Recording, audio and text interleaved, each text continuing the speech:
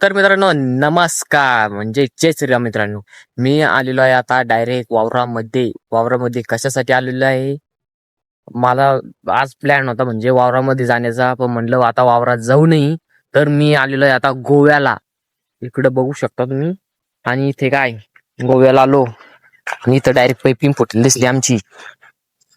हे बघू शकता इथे आमची पाईपिंग फुटलेली आहे. आणि हे बघू शकता इकडं आमच्या डायरेक्ट गोव्याचं पाणी. बापरे, समुद्र आहे, केवढा मोठा समुद्र आहे मित्रांनो, तुम्ही बघू शकता. इकडं पण बघू शकता किती पाणी आलेलं आहे, एकदम म्हणजे भरभरून पाणी आलेलं आहे. ही नदीने डायरेक्ट मोठा समुद्र आहे हा. शकता केवढा आणि इकडे बघू शकता इथे आमची जे सगळा गोवाचा किनारा आमचा आहे सगळा. तिकडे इकडे विहीर आहे आमची.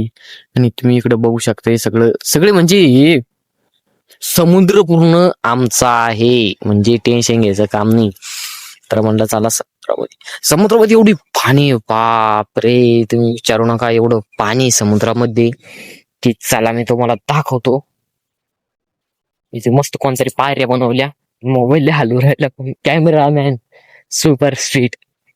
अरे बाप रे, इथं खेकड्याचा नागीचा कार्यक्रम होईल कोणतरी म्हणजे कार्यक्रम केलेला इकडे बघू शकतो.